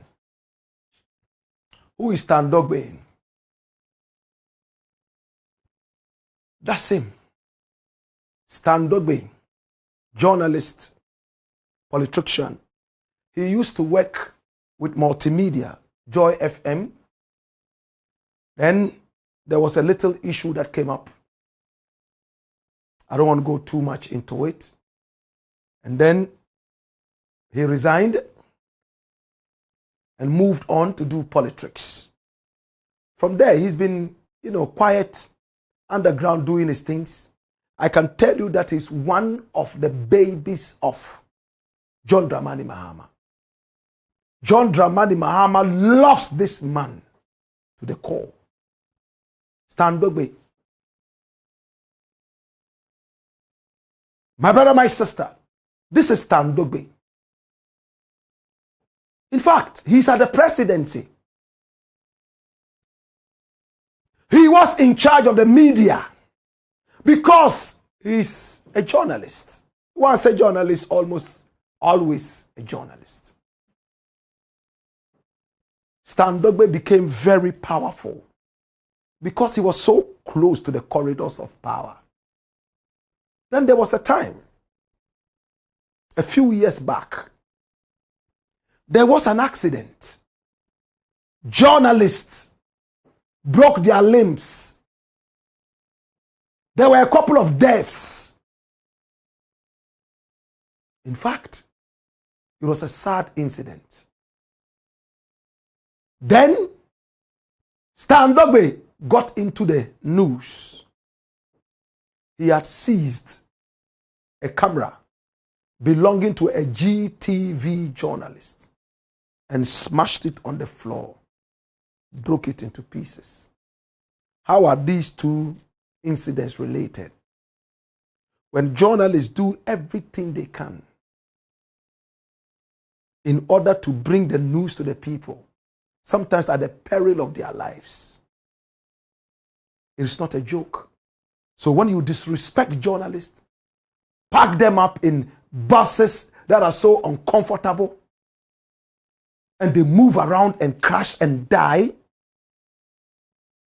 all in the name of a national duty, only to be disrespected after. Have their gadgets broken. This matter became big. GBC got angry. Journalists got angry. They wrote petitions to the president to have Stan Dogbe sacked. But Mahama loves this man so much. He listened to him and probably told him to do the needful. So, he went out and apologized to the journalists and to everyone who was hurt by his actions. Why did he seize the camera of the GTV, national broadcaster, my brother, invited to an event? Why did he seize that? And he broke it under his feet. He had ordered the cameraman to stay away at a certain point. For one reason or the other, the cameraman crossed the line. And that warranted that action. Seized the camera and broke it right there. Now, my brother, my sister, he was able to avoid the scare. In other words, he weathered that storm and moved on. A few days ago, there was a parade. The president was there. And just watch the parade. President was at the back, coming. Stand was in front. And look at that. Look, see the cameraman? That's handshaking. Handshaking. Oh, nice. The president chose to dress like this, like an immigration officer, right? Shaking hands with the people. Customs, immigration. This is not army. You see, look at Standobe. He has pushed the man with the camera, soldier man. He pushes him again. Get out of here. Look at him. That's another angle. Did you see that? Watch this. He pushed him. Soldier. Soldier. He pushed him away. Look at this. That's what he did. Courtesy Ghana Eye and Daily Watch. This video is here. President shaking hands with people, and watch clearly. And look at where the arrow is pointing. You see? You see? President is going there slowly. Watch this. And then boof. Stan pushes the guy off. And other cameramen are standing there.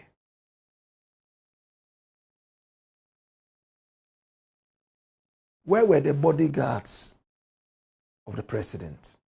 Or is Stan Dogby a bodyguard?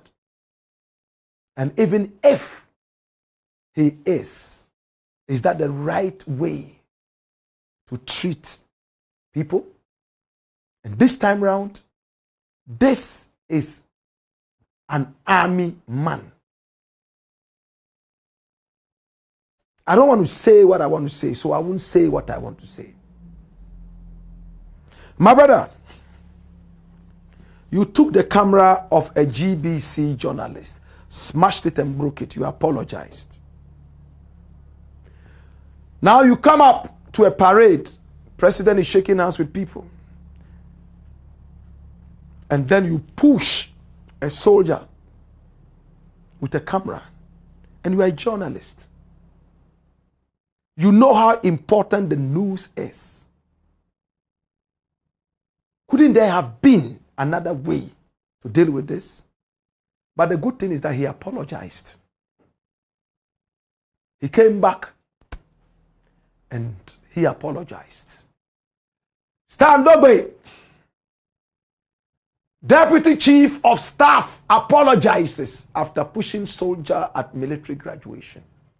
Now, the Deputy Chief of Staff in charge of operations, Mr. Standobe, has issued an unreserved apology to a soldier following an altercation at the Ghana Military Academy graduation ceremony in Accra on Friday, January 30, 2026. Okay?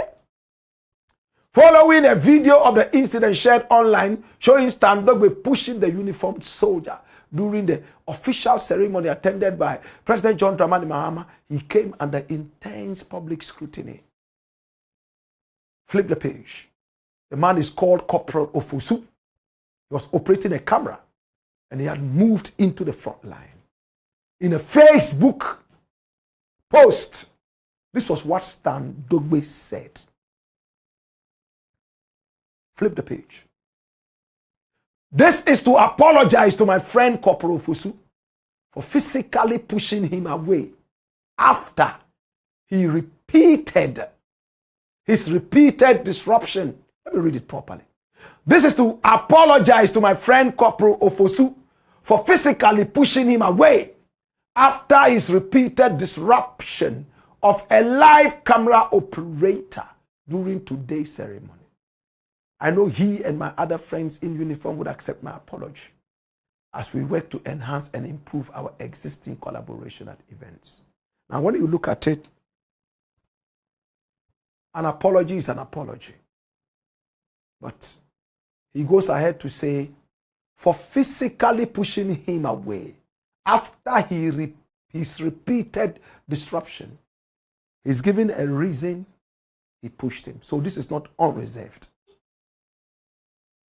When you say you are apologizing unconditionally or unreservedly, it means you are making no excuses for your act. So this thing should have read, this is to apologize to my friend Corporal Ofosu for physically pushing him away during today's ceremony. I know he and my other friends in uniform would accept my apology as we work to enhance and improve our existing collaboration at events. But giving a reason simply means that you are explaining why you pushed him.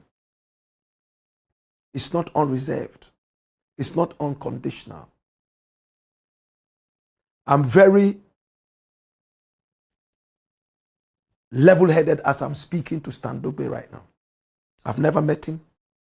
I've never spoken to him.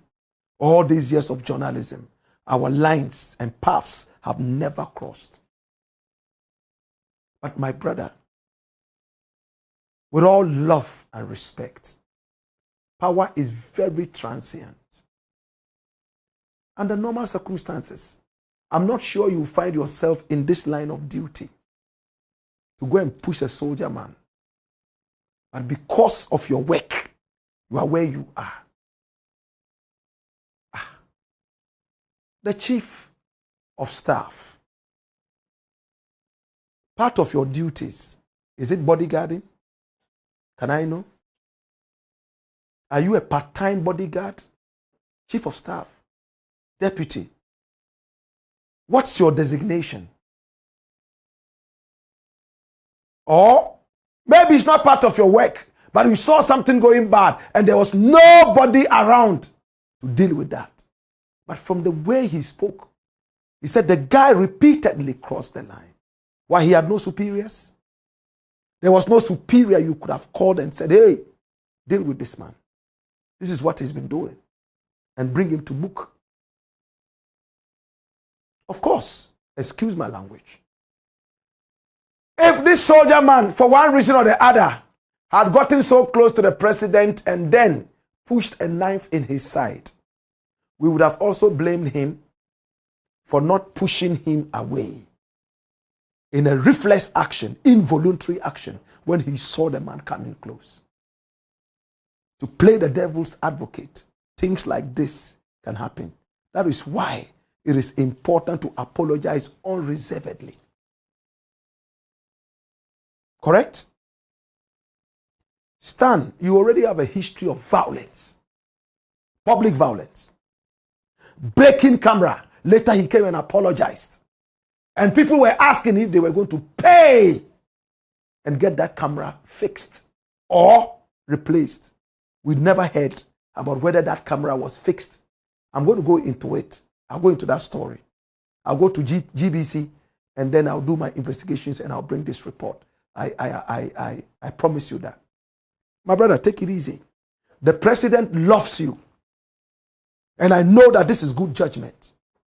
When the president became president again, you were one of the few people he mentioned as being so close to him like a jugular vein. I want to believe that you are a very good man. You just made a mistake. Involuntary action. Sometimes you slap somebody because a mosquito was flying around you. And before you realize, you slap somebody. You have to apologize unreservedly. And finally, try not to apologize too many times, or else it becomes your character. Every time this guy is apologizing, some violence. We haven't heard about you in a long while. All of a sudden, bam, you got into power. Somebody's being pushed around. And journalists, where you were in charge of the media, we understood why. In fact, you were around journalists. Chief of staff. Right now, you are bodyguarding the president, maybe for the love, but that is not your designation. With all respect, somebody else could have done that. Many people are calling for him to be punished. To be honest with you, I think that he should be punished. This is one too many times. Give him a certain mild punishment because of his love for the president. Let's make some kind of excuse for that.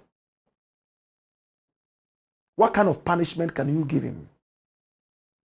Can he go without salary for 3 months?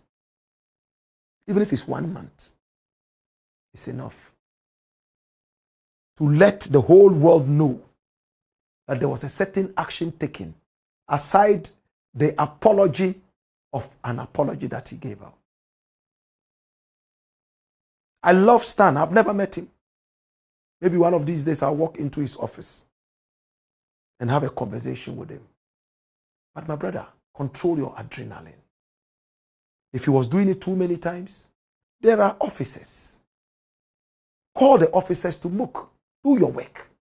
After that, report that to the chief of staff. That at the point this guy did this A, B, C, D, have them dealt with. You see, I told you something that I said I didn't want to say. And I'm holding myself back from saying that thing. Soldiers are very sensitive to some of these things. Once they start having this conversation, it's not too good. They are the people who face the powder on our behalf. They are those who are shot at, not us, to protect us. So their thinking is different. I hope you understand what I'm saying. I'm sure by now he's met with this guy, taking photographs with him, and then maybe compensated him with something small. But publicly, let's see that something has happened. 1 month without salary. You might not even need that salary, but it is symbolic of a certain action taken. A word to the wise is enough. That's my way. It's the Black Pot, aka Kukushodemo. And here we speak truth to power. It's the end of yet another beautiful session. I want to say thank you so much. If you have not as yet subscribed to this channel, please kindly do. Okay? This is the home of authentic news.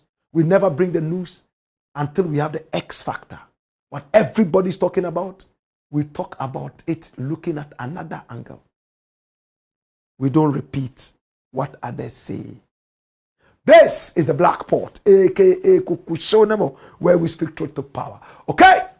Let's see your comments. Send them via Facebook. They can also come via YouTube. And we are happy to read them. All right? Let them come. Remember, our numbers are scrolling on the screen. Pick up the numbers and do business with us. We love to do business with you. Ben Azu is always on time. Okay? And he says, it's time. Fuos Ovi Omoto says, too much wisdom. The Black Rasta, more grace. Thank you, my brother. Okay? Jason Strat says, fire, yeah. Ebenezer Ando says, good evening, everyone here. Kamshina Zay says, Black Rasta, more fire. Happy New Week to all Black Empire Media family. More fire. All right? More comments coming in. Tom Post says, good evening, my brother. Black, I hope all is well with you by grace. Martin Bryant Abroso says, more fire. We are ready in the classroom for Wos, Ossi, Ovi, Omoto. Says, Black Rasta, the energy in you is too much. Keep it up, bro. Man with wisdom. Salute of patriotism. Ni Manche Lagaden says, let's go. It's time for Black. Yeah. Oswald Jr. McAfee says, your entry is a vibe. Huge one, of course. Thank you. Isa Yesu says, Black Rasta, you and your team are the best ever. We love you. We appreciate you. Thank you so much. Salute of patriotism. Love you. More comments coming in. All right. Isa Yesu is so happy with us and we are happy with him. Ras Oko Kofi Moon says, come here. Watch this. Dash it away. Kukusho Nemo. Blissabound says, legendary Professor Black, lodge up yourself, dread. Run them out. Dominic says, all eyes on Black Rasta. Let's see how he deals with Elbernard tonight. Call a spade, or your integrity on the line. All right? Well, it is what it is. We have dealt with it already. Okay? Eric Barker says, keep it up, Blakk. More fire. Watching from Qatar. Knee brothers. Hello, Black Rasta. I have learned that Emperor Haile Selassie reportedly kept lions as pets. Yes, that's correct. I have not heard you express concern or condemnation regarding this. However, you have publicly criticized Cheddar for similar action. I will appreciate some clarification on this apparent difference in position. No, there's no difference. It's the same, whether it's Haile Selassie, it's Kwame Nkrumah, or Kuntun Kurunku. What is wrong is wrong. What is wrong is wrong. Wrong does not become right with different people. No, wrong is wrong. The lion is not supposed to be a pet. The lion is supposed to be in the jungle. To keep a lion as a pet is evil. Have I made my point clear? That's it. Whether it's Haile Selassie or Selassie Haile or Ochediampong, Kuntun Kurunku, wrong is wrong. I don't believe in keeping wild animals at home. Please, you are imprisoning them. Alex Boyne says, more fire. Erica Barker says, fire, yabu. The Sana Asana says, good evening, Black Rasta. I'm watching you live from Tamale. Can't wait to see the best program ever.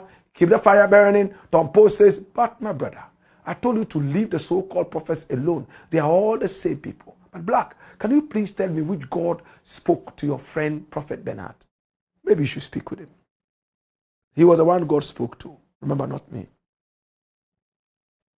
But a man of integrity all these years, one failed promise will not let me cast the stone. Nah. Maxwell Kokroko Komla says, Black Rasta, in fact, you need to be celebrated. Thank you, my brother. Nana Ogum Powers says, my greetings to the spiritual president, Chief Kamshina Zaid, the world boss. Kamshina, how are you doing? We need to talk, right? Pick up the numbers and let's have a conversation. Richard Boateng says, more fire.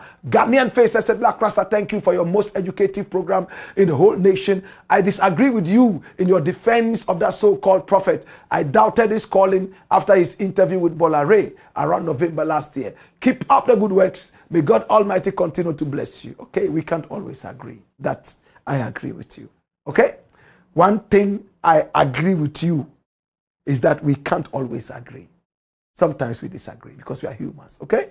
Daga Jifado says, Bawumia on his own is a gentle guy, but I'm scared of the likes of Abronye, Wuntumi, Napo, etc., etc. around him. Our country will be sent back again after President Mahama has reset the country. Mahama is leaving a legacy for the NDC team, and I pray all his team members will learn from this reset. As for NPP, is gone. More comments coming in. Remember to send them via YouTube. Let them also come via Facebook. Valentina Zimowura says fire. Valentine, not Valentina. Valentine Zimowura says fire. Richmond, amazing. Mensa says fire. Randolph Somia says a first-class honors degree in which field? That statement was incomplete. Some people would want to know. All right, so we'll get the details and give to you. Okay? You people said I should stop doing bios. Then I come and give you a bit of info. Then you want more. You remember I used to give you everything? And he said, no, it's too much. Black Rasta is too much. Just go straight to the point. Now I'll go straight to the point. You want details. You see? Okay, so we'll give you details. All right? Nee Brothers says, Rasta, please, any update on the salaries of President Mahama's appointees? Yes, we have updates. They have been paid. Paid. But we shall do a story. Okay? We'll do a story. We've checked it out. Everything is everything. We'll find time and give you a story. All right? And see where all those rumors came from and what the truth really is. All right? Dela Hammond says, fake prophecy. Sanford Ahmed says, stop this nonsense, Blakk. We are in 2026 and there's no prophet Bia. You'll be disappointed again. The thing about me, which I keep telling people, when I receive a prophecy, I listen. and I pray towards it if I believe in the credibility of the prophet. But I make enough room for disappointments. That's why I've never been disappointed. Oh, Blakk Rasta, tomorrow you are going to discover a pot of gold at 2 p.m. I go into prayer because I'm a spiritual being. I pray, oh God, I receive the prophecy from you via your prophet that I'm going to discover this gold. Make it easy for me, oh Lord. I pray and I pray and I pray. But inside me, I also make room for disappointments or for failure. So that when I go and it's 12 o'clock and I don't see the gold, I say, to God be your glory. Have your glory. It didn't come at 12. I believe that tomorrow by 12 it will be here. And if it doesn't come by tomorrow, if it is mine, I know, oh Lord, it is going to be mine. Let it come when you think is the right time. Amen. So I never get disappointed. But by your track record, every time giving prophecies that don't come to pass, you can give me 100 prophecies, I won't even listen to you. You're a joker. You understand? So I never get disappointment. Okay? Tom Paul says, my brother Blakk, which of the gods spoke to your friend Prophet Bernard about Kennedy AGYAPONG? I just want to know, please. But you see, he's given us wild prophecies in the past which all came to pass. Nobody asked him which God spoke to him. One prophecy fails and they want to know the God that spoke to him. But that's what he says he likes. Hold him to the realm, the mantle of accountability. That's a man with conscience. He has decided to move out. Let other people do it. Let me go and reminisce. In retrospect, let me see in retrospection what went wrong. He didn't give any excuses. He said he failed. The son of Asana says God has started exposing him like that. Hallelujah. Amos Ai says, in Ghana, when your friend gets problems, you talk some for him or her regardless. Daga Jifado says, it's high time pastors stayed away from politics. It's not helping. The same thing I said, right? I remember I had a dream years back. Years back. That Nanado was going to lose. The dream came to me more than 12 times. I prayed about it. Hey. And I had seen some other things in dreams that all came to pass. I went and put it out on Facebook. This was what I had seen. And I had seen it about 12 times it will happen. And Nanado won. MAHAMA lost. From that time, I stopped. If it's God who truly wants me to prophesy, he will come again. I've tried. I don't want anybody to say, fake, fake, fake. No. I've dreamt about something 12 times.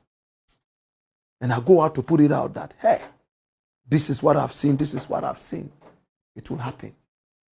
Nana won that election. The last one. I think so, right? The one before. Something like that. From that time, even if I see 100 times in a dream, maybe close friends, publicly, if it's a calling on my life, it will show. Am I right? Am I making sense? Political prophecies. Anyway, even TB Joshua failed. He said Trump was going to lose and Trump won. Do we remember? Anyway, it's what it is. So from that time, we realized that I never Daga Jifado. That's your answer. Tom Poe says, it's prophecy by force. And then Dobi Usman says, good evening, Blakk Rasta. Forget these pastors. They are playing with people's intelligence. God has no time to speak to human beings directly. If it's so, we would have been hearing him. We would have all been hearing him. Because they are not more human than us. Loveland Dentu is laughing. Della Hammond says, Lotto prophets, they will keep on disgracing themselves. Nana Chidom Hene says, God is not a predictor of elections. His kingdom is theocracy, not democracy. Akana Yozurai says, Hoowa, Dodo, Blakk Rasta is here. Respect, love, blessed. All right? So all ideas are coming. Diana Ferguson Damson is laughing. Bright Mackenzie says the pulpit must desist from politics. That's using it to declare a contender a winner. It's dangerous. Nanachi Domini says, Jah has disgraced this so-called election prophets. Tompo says, so this prophet could not stop the angel of God as he said, right? Nanachi Domini says, highlight. Benjamin Labi says, if it were to be someone else by now, Blakk Rasta is backing left, right, and center. Who is the someone else? You see, so the Benjamin, the thing is this. We don't just back. We look at the track record. You understand? If it was Abronye who had done this, I would have given it to him. If it was Obinim, I would have lashed him, followed him there, lashed him again. Because they have a bad track record. You get it? Kusi Boateng, bad record, political. But this guy, many people never even had heard of him. Quiet, doing his things. All of a sudden, he burst into the limelight. A lot of prophets respect him. Have you seen any of the prophets call him fake? They know his pedigree. None. You understand? If he does it again, he happens again, and he has a track record of some of these things, then we can lash him. But for now, I will not cast a stone. You get it? So the back in there, I'm happy he's laughing. See? Like, but now Blakk Rasta is backing. No, we don't do that. And you know it. Charlotte Agbeka says, hello. Yakubu Abdul says, waiting to see you mash it up. Rasta Zube. Audu Isaka says, peace unto you, my brother Blakk. All right. And Zube is all the way from Atlanta. All right. Yahya Salfu says, very welcome. Africana teacher Blakk Rasta. Come here. Wayo. Audu Isaka says, watching you live from Illinois. Okay. Chicago. Omoto Fuos says, Blakk Rasta, you are good, bro. I love the way you speak with too much confidence. Okay. Kofi Amet Dembenya says, Blakk in class. Students are assembling and ready. Professor Blakk, over to you. Let's go deep today. All right. Yahya Salfi says, come here. Wayo. Muhammad Banjaya 1 says, Muwa fire. Mbiale, we are on. Run the story, my youth. Come here. You think say you day wise. Mumu man. Mumu man. Our country or nothing. Wayo. David J says, come here. All right. More comments. All right. And we're getting ready to draw down the curtains on today's show. It's been a very beautiful one. Emmanuel Ania says, Blakk, I guess your phone was buzzing with calls after Bawumia's win. Nobody called because they know I don't like him. And I don't like Kennedy either.